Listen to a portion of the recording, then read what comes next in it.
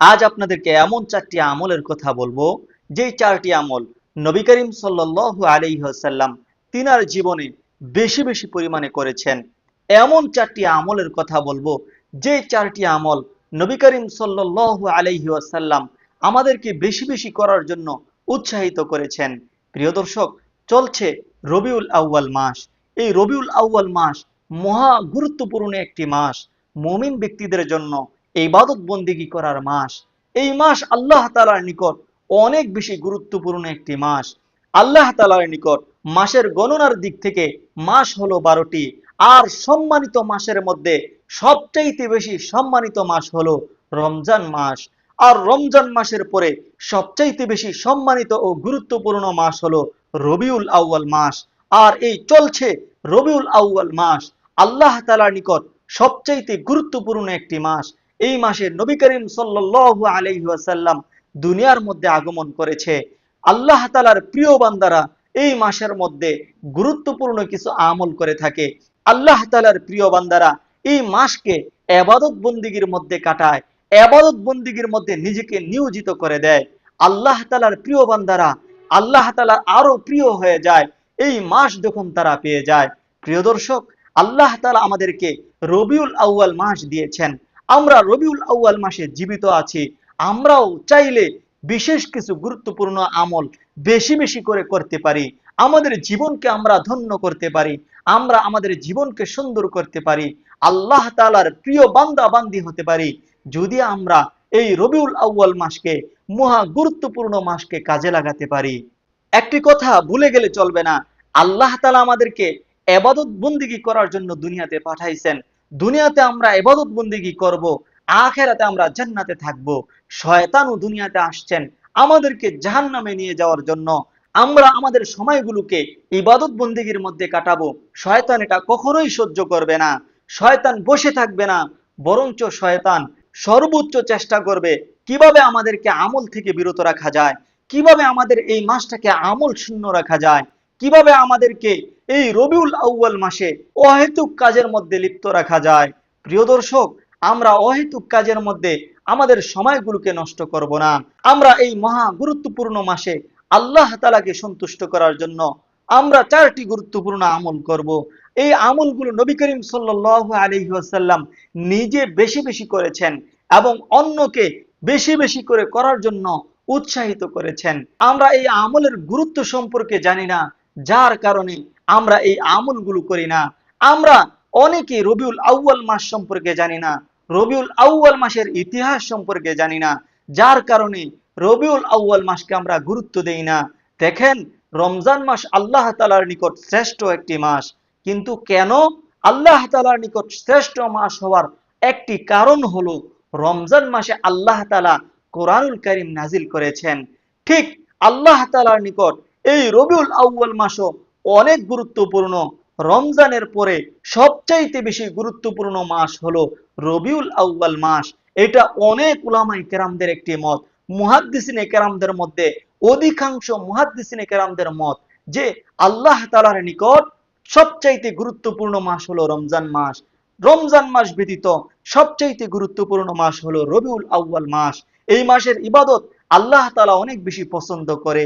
এই মাসের ইবাদত বন্দেগী, তাওবা, ইস্তিগফার আল্লাহ তাআলা খুব বেশি পছন্দ করে। এই মাসে আল্লাহ তাআলার প্রিয় বান্দা বান্দিগুলো আল্লাহ তাআলার আরো বেশি প্রিয় বান্দা বান্দি হয়ে যায়। প্রিয় দর্শক, আল্লাহ তাআলা আমাদেরকে সুযোগ করে দিয়েছেন, এই সুযোগ আমরা গ্রহণ করব। আমরা আল্লাহ তাআলাকে সন্তুষ্টি করব বিশেষ চারটি আমলের মাধ্যমে। বিশেষ চারটি আমল আমরা নিজেরা বেশি বেশি করে করব, অন্যকে করার জন্য উৎসাহিত করব। সর্বপ্রথম আমি আপনাদেরকে বলবো এই রবিউল আউয়াল মাস সম্পর্কে। আমরা জানি না, যার কারণে রবিউল আউয়াল মাসকে গুরুত্ব দেই না। আমরা রবিউল আউয়াল মাসের ইতিহাস সম্পর্কে জানি। এই রবিউল আউয়াল মাস আল্লাহ তাআলার নিকট কেন এত বেশি গুরুত্বপূর্ণ? আল্লাহ তাআলার নিকট এই রবিউল আউয়াল মাস গুরুত্বপূর্ণ হওয়ার কয়েকটি কারণের মধ্যে অন্যতম একটি কারণ হলো, সবচাইতে বড় একটি কারণ হলো, এই রবিউল আউয়াল মাসে মহানবী সাল্লাল্লাহু আলাইহি ওয়াসাল্লাম, মানবতার মুক্তির দূত রাসূল আকরাম সাল্লাল্লাহু আলাইহি ওয়াসাল্লাম দুনিয়ার মধ্যে আগমন করেছেন। যার কারণে আল্লাহ তাআলার নিকট এই মাসের গুরুত্ব অনেক বেশি। এই রবিউল আউয়াল মাস আল্লাহ তাআলার নিকট গুরুত্বপূর্ণ ও প্রিয় হওয়ার অন্যতম দ্বিতীয় কারণ হলো নবী করিম সাল্লাল্লাহু আলাইহি ওয়াসাল্লাম এই মাসে বিবাহ বন্ধনে আবদ্ধ হয়েছেন।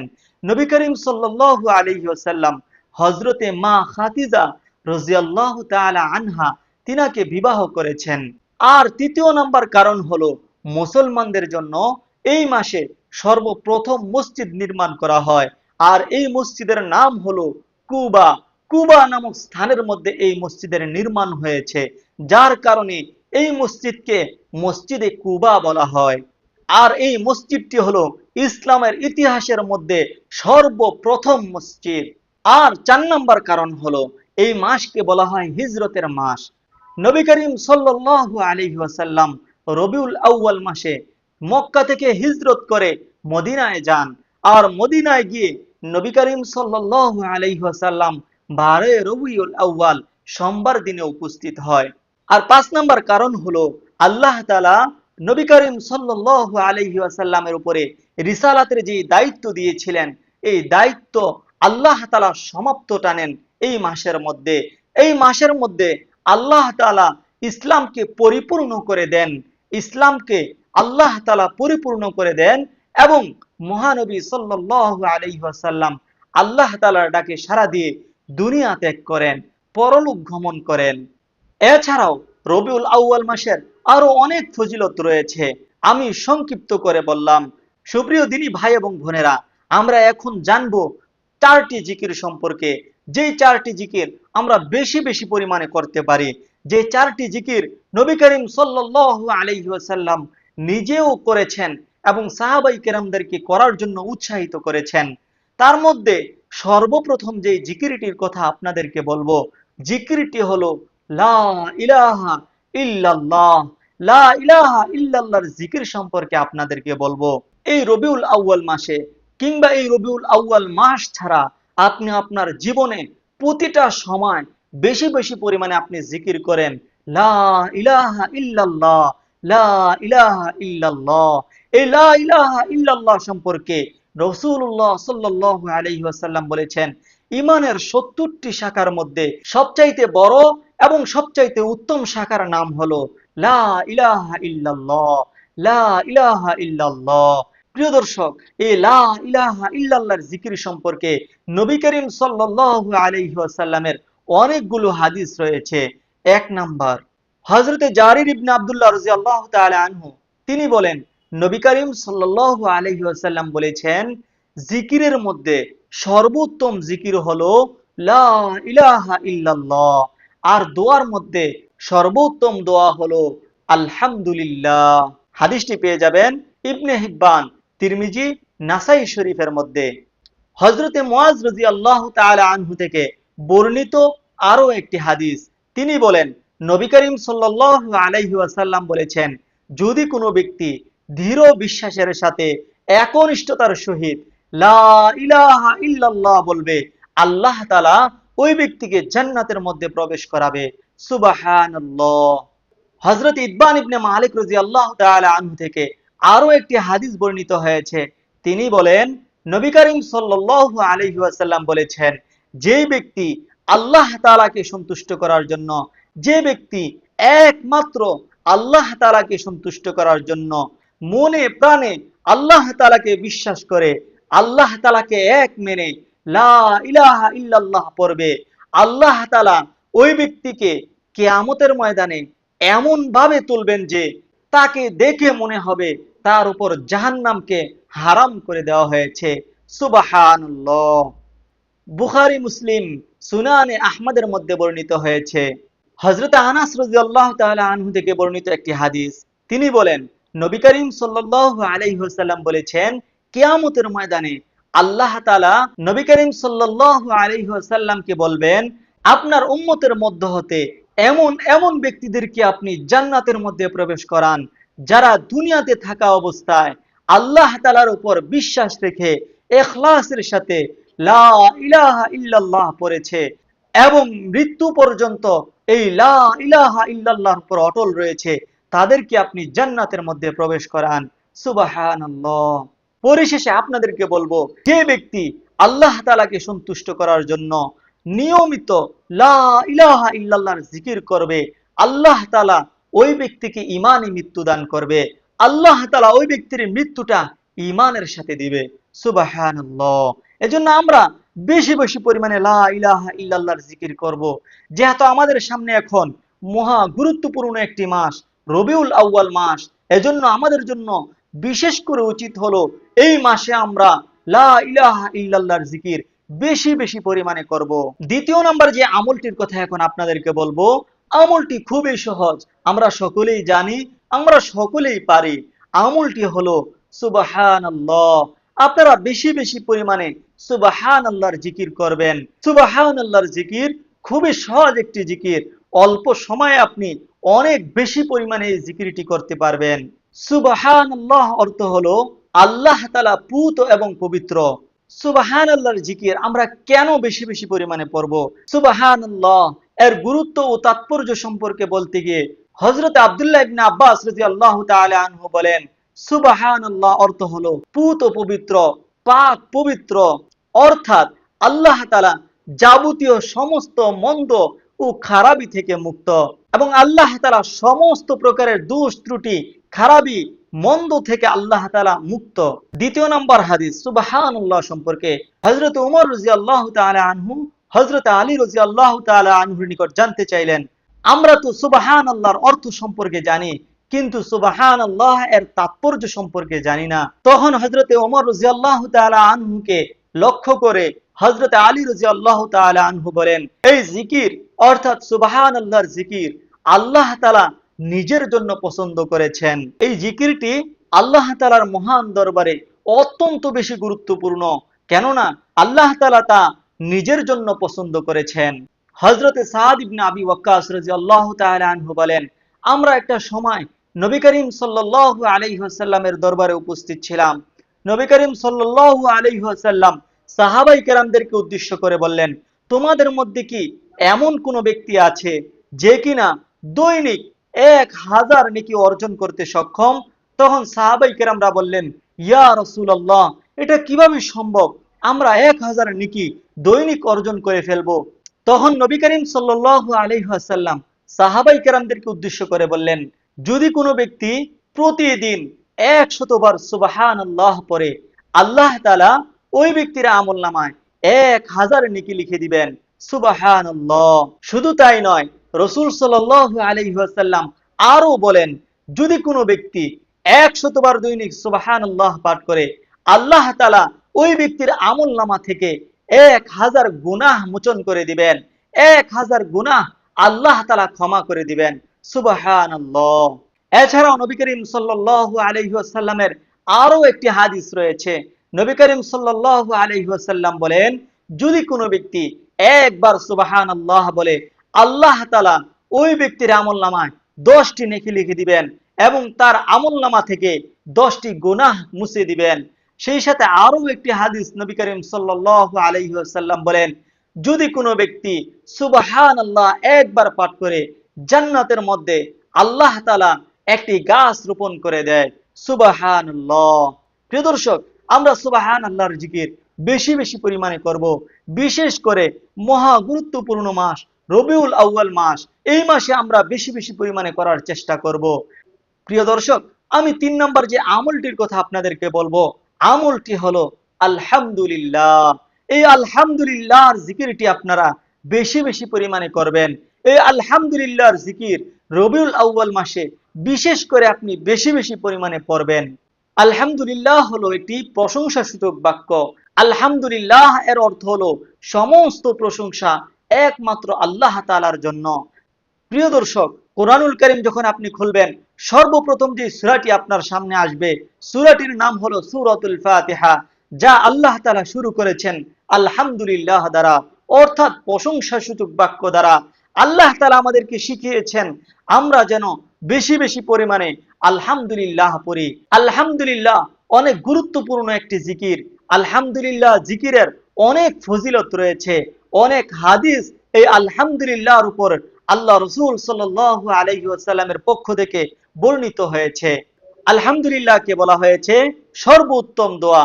নবী করিম সাল্লাল্লাহু আলাইহি ওয়াসাল্লাম বলেছেন, দোয়ার মধ্যে সর্বোত্তম দোয়া হলো আলহামদুলিল্লাহ। এক হাদিসের মধ্যে নবী করিম সাল্লাল্লাহু আলাইহি ওয়াসাল্লাম বলেন, আল্লাহ তাআলা নিজের প্রশংসা অনেক বেশি পছন্দ করেন। যদি কোনো মুমিন বান্দা আল্লাহ তাআলার প্রশংসা করে, তখন আল্লাহ তাআলা অনেক বেশি খুশি হয় এবং এটা আল্লাহ তাআলা অনেক বেশি পছন্দ করেন। এবং আমাদেরকে শিক্ষা দিয়েছেন আমরা যেন বেশি বেশি পরিমাণে প্রশংসা করি। নবী করিম সাল্লাল্লাহু আলাইহি ওয়াসাল্লাম আলহামদুলিল্লাহ বা প্রশংসা সম্পর্কে বলেছেন, যদি কোনো ব্যক্তি আল্লাহ তাআলার প্রশংসা করে, আল্লাহ তাআলা ওই ব্যক্তির ধন সম্পদ বাড়িয়ে দেয়, ওই ব্যক্তির রিজিক বাড়িয়ে দেয়। সুবহানাল্লাহ। আর যে ব্যক্তি আল্লাহ তাআলার প্রশংসা করে না, আর যে ব্যক্তি আল্লাহ প্রদত্ত দেওয়া নিয়ামতের নাশুকরিয়া করে, আল্লাহ তাআলা ওই ব্যক্তির নিয়ামত কমিয়ে দেয়, ওই ব্যক্তির রিজিক কমিয়ে দেয়, ওই ব্যক্তির ধন সম্পদ কমিয়ে দেয়। মাআযাল্লাহ। আল্লাহ তাআলার নিকট আমরা পানা চাই যেন আমরা বেশি বেশি করে জিকির করতে পারি, বেশি বেশি করে আলহামদুলিল্লাহ পড়তে পারি, বেশি বেশি করে আল্লাহ তাআলার শুকরিয়া আদায় করতে পারি। আলহামদুলিল্লাহ সম্পর্কে নবী করিম সাল্লাল্লাহু আলাইহি ওয়াসাল্লামের আরো একটি হাদিস। নবী করিম সাল্লাল্লাহু আলাইহি ওয়াসাল্লাম বলেছেন, আলহামদুলিল্লাহ হলো এমন এক বাক্য যা মিজানের পাল্লাকে ভারী করে দিবে। আলহামদুলিল্লাহ এমন এক বাক্য যা মিজানের পাল্লাকে ভারী করে দিবে। এরপরে নবী করিম সাল্লাল্লাহু আলাইহি ওয়াসাল্লাম আরো বলেন, সুবহানাল্লাহ, আলহামদুলিল্লাহ সাত আসমান সাত জমিনের চেয়ে অনেক বেশি ভারী, সাত আসমান সাত জমিন থেকেও ভারী। সুবহানাল্লাহ, আলহামদুলিল্লাহ যদি কোনো ব্যক্তি পাঠ করে, আসমান থেকে নিয়ে জমিন পর্যন্ত সম্পূর্ণ খালি জায়গাটাকে আল্লাহ তাআলা পরিপূর্ণ করে দেয় নেক দ্বারা। সুবহানাল্লাহ। সহিহ মুসলিম 223 নম্বর হাদিসের মধ্যে বর্ণিত হয়েছে। আলহামদুলিল্লাহর ফজিলত সম্পর্কে নবী করিম সাল্লাল্লাহু আলাইহি ওয়াসাল্লামের গুরুত্বপূর্ণ, সবচেয়ে গুরুত্বপূর্ণ একটি হাদিস। নবী করিম সাল্লাল্লাহু আলাইহি ওয়াসাল্লাম বলেন, যদি কোনো ব্যক্তি সকালে 100 বার আলহামদুলিল্লাহ বলল এবং বিকালে অর্থাৎ সন্ধ্যায় 100 বার আলহামদুলিল্লাহ পড়ল, ওই ব্যক্তির আমলনামায় আল্লাহ তাআলা এত পরিমাণ সওয়াব লিখে দিবেন। সে যদি 100 উট মুজাহিদদেরকে দান করে, 100 ঘোড়া মুজাহিদদেরকে দান করে, তারা যুদ্ধ করে যে সওয়াব অর্জন করবে, সেই পরিমাণ সওয়াব আল্লাহ তাআলা তার আমলনামায় লিখে দিবেন। সুবহানাল্লাহ। অন্য একটি হাদিসের মধ্যে বলা হয়েছে, যদি কোনো ব্যক্তি 100টি যুদ্ধের মধ্যে শরীক হয়, যেই পরিমাণ সওয়াব অর্জন করতে পারবে, আল্লাহ তাআলা ওই ব্যক্তির আমলনামায় সেই পরিমাণ সওয়াব লিখে দিবেন যেই ব্যক্তি সকালে 100 বার সন্ধ্যায় 100 বার সুবহানাল্লাহ আলহামদুলিল্লাহ পাঠ করবে।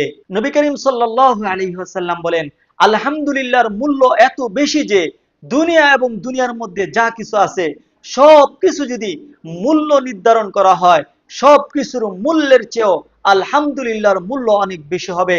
সব কিছুর ওজনের চেয়েও আলহামদুলিল্লাহর ওজন অনেক বেশি হবে। সুবহানাল্লাহ। নবী করিম সাল্লাল্লাহু আলাইহি ওয়াসাল্লামের আরো একটি হাদিস, তিনি বলেন, আল্লাহ তাআলার নিকট সবচেয়ে প্রিয় 4টি বাক্য, একটি হলো সুবহানাল্লাহ, অন্যটি হলো আলহামদুলিল্লাহ, অন্যটি হলো আল্লাহু আকবার, আরো একটি হলো লা ইলাহা ইল্লাল্লাহ। হযরত আনাস রাদিয়াল্লাহু তাআলা আনহু থেকে বর্ণিত আরো একটি হাদিস, তিনি বলেন, যে ব্যক্তি আল্লাহ তাআলার প্রশংসা করে, কিছু খাওয়ার সময় আল্লাহ তাআলার প্রশংসা করে, পানি পান করার সময় আল্লাহ তাআলার প্রশংসা করে, আল্লাহ তাআলাও ওই ব্যক্তির প্রশংসা করে, আল্লাহ তাআলা ওই ব্যক্তির উপর সন্তুষ্ট হয়ে যায়। সুবহানাল্লাহ। 4 নম্বর যে জিকিরটির কথা বলবো, জিকিরটি হলো আল্লাহু আকবার। বেশি বেশি পরিমাণে আমরা আল্লাহু আকবারের জিকির করব। আল্লাহু আকবার শব্দের অর্থ হলো আল্লাহ সবচাইতে বড়।